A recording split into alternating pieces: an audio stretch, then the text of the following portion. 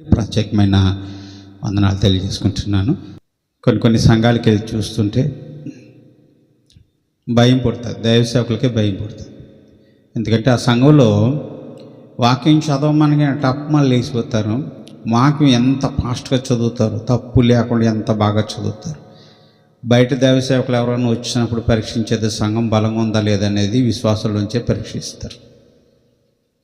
విశ్వాసి బాగా వాక్యం చదువుతున్నాడు అనుకోండి, బాగా నేర్చుకున్నాడు అనుకోండి, పాటలు వాక్యాలు చదవటం, పాస్టర్ గారు ఏం చెప్తే అది చేస్తున్నాడు అనుకోండి, ఆ సంఘం చాలా బలంగా ఉందని వచ్చి నిలబడే దైవసేవకుడు కూడా భయభక్తులు కలిగి వాక్యం చెప్పడానికి ఆస్కారం ఉంటుంది.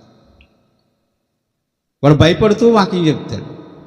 కానీ సంఘంలో సరైనటువంటి ఒక క్రమం లేకుండా ఎప్పుడో వారానికి ఒకసారి వచ్చి ఏదో చదువుకుని వెళ్ళిపోయి కంఠస్థం లేకుండా వాక్యాలు నేర్చుకోకుండా ఉంటే ఆ సంఘ బలహీనతను బట్టి కూడా ఆ సంఘం ఆశీర్వదించబడదు. కానీ వచ్చిన దైవసేవకుడు కూడా సంఘాన్ని చులకనగా చూస్తాడు.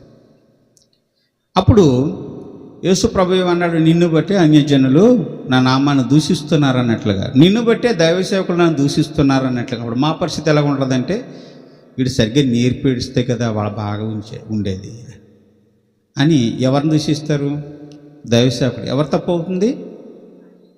తప్పు నాది అవుతుంది. అప్పుడు ఏమంటారు? నువ్వు సరిగ్గా ఆ రోజున పాఠాలు చెప్పుంటే బాగా రాసేవాడిని కదా అని ఎవరినంటారు? మాస్టర్ని అంటారు. వీడు చెడిపోతే తప్పు ఎవరిది? అది. అప్పుడు చెడిపోయేవాడు ఎవడు? మాస్టర్ చెప్పిన వెనకపోతే చెడిపోయేవాడు ఎవడు?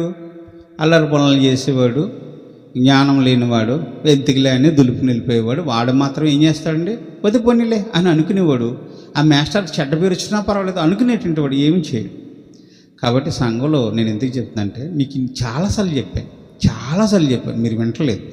వాక్యం నేర్చుకోండి, వాక్యం చదవండి, గ్రంథం తిరగేయండి, ప్రతిరోజు ఒక వాక్యాన్ని కంఠస్థ పట్టండి. బైబిల్ చదవాలంటే చాలా మనం పెట్టుబుట్టుకుని ఉండాలి.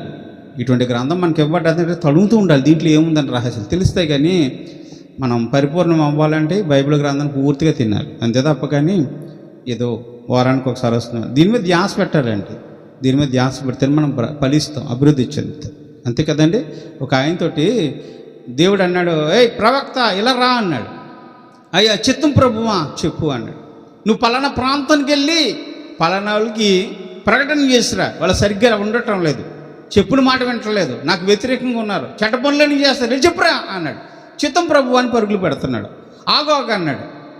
ఈయనేంటి ఆగు అంటున్నాడు ఏంటని మళ్ళీ వెనకొచ్చి, ఏంటి వెళ్ళమన్నా కదా మళ్ళీ ఆగమంటున్నాం ఏంటంటే, అప్పుడు ఒక గ్రంథాన్ని ఇచ్చట. ఈ గ్రంథం పూర్తిగా నువ్వు నవిలేసి తినేసి అప్పుడు వెళ్ళి చెప్పు అన్నాడట.